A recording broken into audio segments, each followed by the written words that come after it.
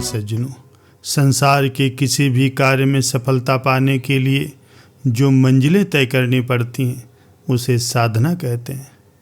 इस साधना में यदि विघ्न बाधाएं उपस्थित हो जाएं तो प्रायः मंजिल बीच में ही छूट जाती है। जीवन का चाहे भौतिक पहलू हो या आध्यात्मिक, कोई भी निरापद नहीं है। सांसारिक कार्यों में सफलता पाने के इच्छुक व्यक्ति मार्ग में पड़ने वाली आर्थिक, तकनीकी और प्रतिस्पर्धात्मक बाधाओं से छुटकारा पाने का मार्ग पहले से ही निर्धारित कर लेते हैं अथवा उनका सामना करने के लिए कमर कस करके तैयार हो जाते हैं। लेकिन आध्यात्मिक मार्ग में भी कम विघ्न बाधाएं नहीं होती। आध्यात्मिक और सांसारिक उपलब्धियों की बाधाओं में अंतर मात्र इतना ही होता है कि भौतिक प्रगति के मार्ग में वाह विघ्न बाधाएं अधिक होती और जबकि आध्यात्मिक क्षेत्र में मनुष्य की स्वोपार्जित विघ्न बाधाएं ही प्रधान होती हैं। और एक साधक को हमेशा ही इन बाधाओं से बच के रहना चाहिए।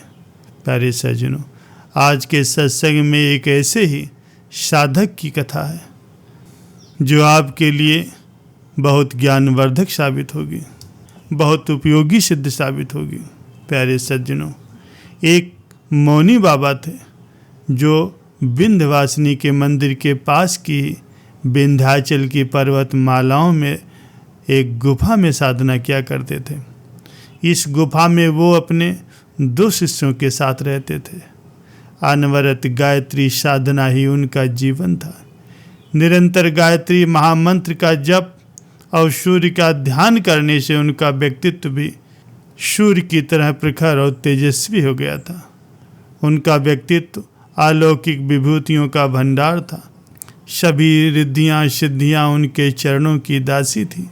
उनकी ख्याति सुदूर क्षेत्रों तक फैली हुई थी। प्रायः मौन रहने के कारण लोग उन्हें मौनी बाबा कह करके बुलाया करते थे। अब यही उनका नाम हो गया था। दूर दूर से लोग तरह तरह की मनोकामनाएं लेकर के उनके पास आया करते थे और उनका आशीर्वाद लेकर के संतोषपूर्वक लौट जाते थे। बाबा के पास आने वालों की कामना अवश्य ही पूर्ण होती थी। आज तक उनके पास आकर के कोई व्यक्ति निराश नहीं लौटा था। यही कारण था कि जन सामान्य में बाबा के प्रति अगाध श्रद्धा हो गई थी। वैसे बाबा थे भी देवतुल्य, अत्यंत सौम्य, शांत किंतु तेजस्वी मुखमंडल, सुदर्शन, स्वस्थ, सुगठित और आकर्षक देह दृष्टि। उनके ललाट पर सूर्य के जैसी क्रांति थी। उन्होंने लगभग 70 वर्षों से मौन व्रत ले रखा था। वे न तो किसी से मिलते जुलते थे और न ही कुछ बोलते थे। किसी चीज़ की ज़रूरत होने पर वो ज़मीन पर उंगली से लिख देते थे या फिर संकेत कर देते थे। वैसे उनकी ज़रूरतें थी भी कितनी, बस 1-2 अंगोछा और लंगोटी से उनका काम चल जाता था। खाने में नीम, बेल और तुलसी की पत्तियां एक साथ पीस करके लेते थे। उनके प्रत्येक कार्य से उनकी तपस्या ही विकसित होती थी। बाबा किसी से मिले या न मिले, बोले या फिर न बोले, लेकिन दर्शनार्थियों की भीड़ रोज रोज बढ़ती जा रही थी। ये भीड़ इतनी बढ़ गई कि उनकी साधना में विघ्न पड़ने लगा। उन परम योगी की तपस्या में भीड़ की वजह से व्यवधान पड़ने लगा। अतः वे नीचे की गुफा छोड़ करके पहाड़ के ऊपर वाली गुफा में चले गए। अपने दोनों शिष्यों को उन्होंने पुराने वाले स्थान पर ही रहने दिया।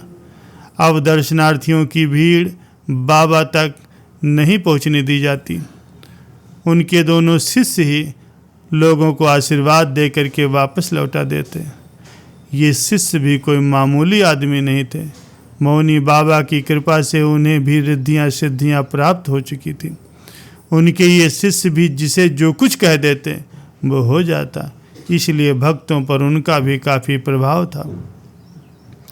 मौनी बाबा जिस क्षेत्र में रहते थे वहाँ के राजा को कोई संतान नहीं थी। वैसे वो राजा बड़ा ही दयालु, पराक्रमी और धर्मपरायण था। उसकी प्रजा सुखी थी। सभी लोग आपस में प्रेम पूर्वक रहा करते थे। किसी को न्यायालय जाने की जरूरत नहीं पड़ती थी। लूट, फरेब, चोरी, बेईमानी आदि का यहाँ नामो निशान तक नहीं था। राजा स्वयं परिश्रम के प्रति निष्ठावान था। इसी के परिणाम स्वरूप प्रजा में भी राजा के प्रति निष्ठा स्वतः ही जागृत हो गई थी। बड़ों की नकल सभी क्या करते हैं, अच्छाई या बुराई हमेशा ऊपर से नीचे की ओर आती। राजा के सदाचरण के कारण जनता को भी सदाचारी बना दिया था। राजा की तरह वहाँ की महारानी भी बड़ी धार्मिक प्रवृत्ति की थी। वो करुणा और कोमलता की साक्षात मूर्ति थी। राजा और रानी दोनों ही संतान के लिए बहुत परेशान और बेचैन रहा करते थे। उन्हें अपना सारा राज्य, ऐश्वर्य और वैभव विलास काटता सा लगता था। राजा रानी दोनों ने ही संतान प्राप्ति के लिए अनेकों उपाय किए। ज्योतिषाचार्यों और पंडितों के द्वारा बताए गए अनगिनत व्रत उपवास किए, चारों धामों सहित अनेक तीर्थ यात्राएं की, किंतु कोई भी उपाय फलीभूत नहीं हुआ। संतान प्राप्ति के लिए व्याकुल राजा लगातार निस्तेज होते जा रहे थे। महारानी का सौंदर्य भी ग्रीष्मकालीन सरोवर के जल की भांति क्षण प्रतिक्षण क्षीण होता जा रहा था। मौनी बाबा के तप के प्रभाव की कहानियों से राजा भी अपरिचित नहीं थे, परंतु अब उनमें कहीं भी जाने का कोई उत्साह नहीं था। लेकिन महारानी तो संतान प्राप्ति के लिए कुछ भी करने को तैयार थी। उन्होंने राजा से बाबा के पास चलने की इच्छा व्यक्त की। पहले तो राजा ने अनिच्छा व्यक्त की, पर बाद में उसने रानी का मन रखने के लिए फैसला किया कि बाबा को यहीं दरबार में बुला लिया जाए। रानी को जैसे ही इसका पता चला, उन्होंने इसका प्रतिवाद करते हुए समझाया कि राजन, श्रद्धा से ही मनोवांछित फल की प्राप्ति होती है, फिर याचक को ही दाता के पास जाना चाहिए। अपनी महारानी की बात मानकर राजा दल बल के साथ बाबा के पास जाने को तैयार हुए।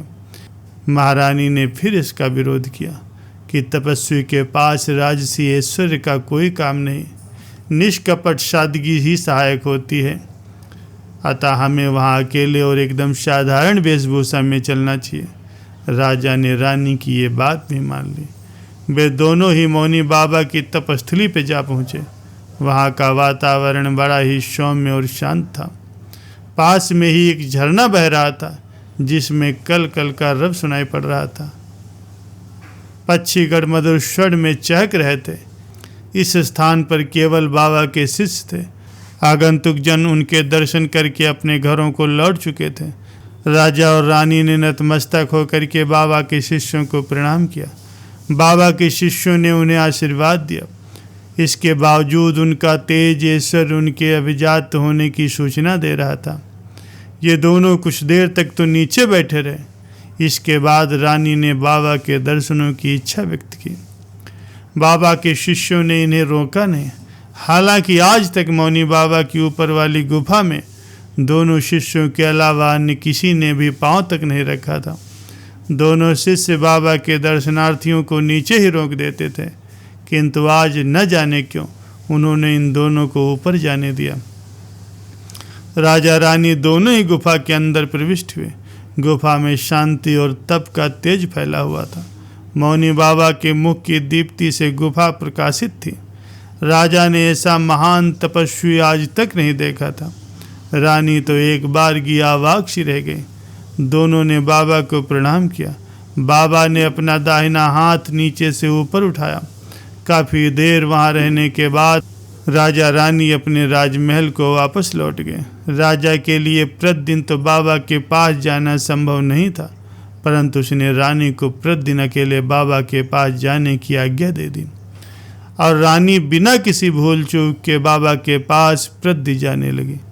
वहाँ वो गुफा के आसपास की सफाई करती और घंटों चुपचाप बैठी रहती। ऐसे ही बरसात का मौसम आ गया। खूब तेज मूसलाधार बारिश हो रही थी। बिजली की कड़क और बादलों की गरज के साथ तेज आंधी और तूफान के झोंकों ने बड़ा भयावह वातावरण बना दिया था। लेकिन रानी की निष्ठा अडिग थी। वह अपने रोज के नियम के अनुसार बाबा की गुफा के पास गई। उसका शरीर बेशुद्ध हो रहा था। वस्त्र पूरी तरह से भीग चुके थे, पहाड़ पर चढ़ते समय उसके पांव में कई जगह चोटें लग गई थी, जिनसे रक्त बह रहा था। एक बार तो वो गहरी खाई में गिरते गिरते बची। किंतु यदि कोई दृढ़ संकल्प हो तो कोई भी कार्य होने से रुक नहीं सकता। सच्ची सेवा और निर्दोष श्रद्धा कभी भी बेकार नहीं होती। रानी की इस छत बिछत और बेहाल दशा को देखकर मौनी बाबा की करुणा छलक उठी। उनका मौन टूट गया। उन्होंने बड़े करुण स्वर में पूछा, बेटी तुझे क्या चाहिए? तो इतना कष्ट सह करके मेरे पास क्यों आती है? आज इतनी आंधी और पानी से भरे संकट काल में तू कैसे आ गई? बोल बेटी तुझे क्या चाहिए? रानी को अपने कानों पर सहसा विश्वास नहीं हुआ। क्या बाबा ने बोल दिया? क्या उसकी सेवा सफल हो गई? उसने बड़े ही बेहुल स्वर में कहा, बाबा मैं अभागिनी निसंतान स्त्री हूँ। आपके द्वार से अब तक कोई निराश होकर नहीं गया। मुझे पुत्र प्राप्ति का वरदान दे बाबा। अपनी बात कहते कहते वो बाबा के चरणों में लेट गए। उसकी दशा देखकर करुणा से भरे स्वर में बाबा बोले, जा बेटी तेरी कोख से पुत्र पैदा होगा। बाबा का वरदान पाकर के रानी निहाल होकर के घर लौट गई। बाबा ने बाद में ध्यान लगा करके देखा तो पता चला कि रानी के भाग्य में तो कोई संतान है ही नहीं। लेकिन अब क्या हो सकता था? अब तो वरदान दे ही दिया। उन्होंने निश्चय किया अब तो मुझे ही रानी की कोख में जाना होगा। इस निश्चय के साथ उसी क्षण बाबा ने समाधि लगा करके अपने प्राण त्याग दिए। दूसरे दिन रानी ने पहुंच करके देखा तो बाबा का निष्प्राण शरीर पड़ा था। उनके दोनों शिष्य उनके अंतिम संस्कार की तैयारी कर रहे थे। ये देखकर रानी बहुत दुखी हुई। लेकिन बाबा के कथनानुसार वो गर्भवती हो गए। राजमहल में खुशियां छा गई। राजा ने मुक्त हस्त से प्रजा को दान दिया। गर्भकाल पूरा होने पर रानी ने एक राजकुमार को जन्म दिया। सुलक्षण और सर्वगुण संपन्न होने पर भी राजकुमार गूंगा था। काल प्रवाह में वो 12 साल का हो गया, लेकिन वो बोला नहीं। वैद्य हकीम आए, ज्योतिषाचार्य और पंडित आए, किंतु सभी के प्रयास निष्फल गए। कोई भी राजकुमार से बुलवा न सका। अंत में राजा ने ये घोषणा करवा दी कि जो भी राजकुमार को बुलवा देगा उसे वो अपना आधा राज्य दे देंगे। प्रायः गूंगा व्यक्ति बहरा भी होता है, परंतु राजकुमार में ये दोष नहीं था। उसकी जीभ गूंगे व्यक्ति के विपरीत मुलायम और पतली थी। वो मेधावी और प्रतिभा संपन्न था। उसने थोड़े ही समय में सारी विद्याएं सीख ली। सभी कलाओं में वो पारंगत हो गया। एक दिन राजकुमार अपने सेवकों और मंत्री पुत्रों के साथ आखेट के लिए गया। हालांकि वो बेमन से ही वहां गया था, लेकिन क्योंकि हिंसा वृत्ति उसे कतई पसंद नहीं थी। उस दिन इस शिकार की टोली को देवयोग से कोई शिकार न मिला। लेकिन शाम को जब ये लोग शिकार से वापस लौट रहे थे तो रास्ते में एक झाड़ी से एक हिरन बोल पड़ा। शिकारी दल के सदस्य उस पर टूट पड़े। वो हिरन मारा गया। हिरन की दुर्दशा देखकर राजकुमार का दिल करुणा से भर उठा। वो बोल पड़ा, मैं बोला तो बोला, पर तू क्यों बोला? मैं बोला तो मुझे दोबारा मनुष्य जन्म लेना पड़ा, और तू बोला तो तुझे मृत्यु के मुख में जाना पड़ा। हाय रे भाग्य! बिना सोचे विचारे बोलना भी कितना दुखदायी होता है। राजकुमार जब अपने आप से ये बातें कर रहा था तो पास खड़े मंत्री पुत्र ने उसकी बातें सुन ली। उसने राजमहल जाकर के राजा को सारी घटना कह सुनाई। राजा ने आश्चर्य और खुशी से मिश्रित भावों से पूछा, क्या राजकुमार सचमुच ही बोलते हैं? फिर एकाएक वो गंभीर होकर के बोले कि राजा से झूठ बोलने की सजा तुम जानते हो।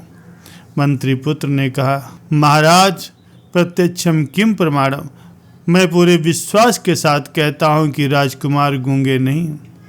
सभा लगी। उत्साही जनसमूह उमड़ पड़ा। आज राजकुमार बोलेंगे। साथ ही साथ लोगों में भय भी व्याप्त था। यदि बात झूठी निकली तो मंत्री पुत्र को फांसी दी जाएगी। थोड़ी देर में राजकुमार भी सभा में आ गए, पर वे बोले नहीं। क्रोधावेश में राजा ने मंत्री पुत्र को फांसी की सजा सुना दी। उन्होंने सोचा ये राज्य के लोभ में झूठ बोल रहा। सभा के बीच फांसी का सारा इंतजाम किया गया। सभी खामोश थे। जल्लाद फांसी के तख्ते को खिसकाने वाला ही था कि राजकुमार चिल्ला उठा, इसे मत मारो, ये निर्दोष है। राजकुमार के शब्द सुन करके सभा का दहशत भरा वातावरण आनंद उत्सव में बदल गया।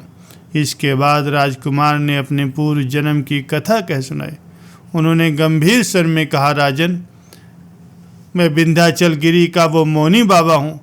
तुम्हारी रानी की सेवा और श्रद्धा को देख करके मैंने ही उसे पुत्रवती होने का आशीर्वाद दिया था। रानी के भाग्य में तो संतान थी ही नहीं, अतः अपनी बात को सत्य सिद्ध करने के लिए मुझे ही उनकी कोख से जन्म लेना पड़ा। अब रानी के निसंतान होने का दर्द उसके मन से मिट चुका है, अतः मेरे यहाँ रहने का कोई प्रयोजन शेष नहीं है। मैं फिर से अपनी तप साधना करने के लिए जा रहा हूँ। गायत्री साधना में ही मानव जीवन की सार्थकता है। उपस्थित जन समुदाय पूर्व जन्म और इस जन्म के अनोखे चमत्कार को देखकर हतप्रभ थी। गायत्री साधना की महिमा उन्हें चकित कर रही थी। इसके लिए राजकुमार ने अपने राज्य को तिनके की तरह त्याग दिया और फिर से एक बार तप करने के लिए चले गए। प्यारे सज्जनों, आज का सत्संग आपको कैसा लगा कमेंट करके अवश्य बताइए। सत्संग सुनने के लिए आप सभी का बहुत बहुत धन्यवाद।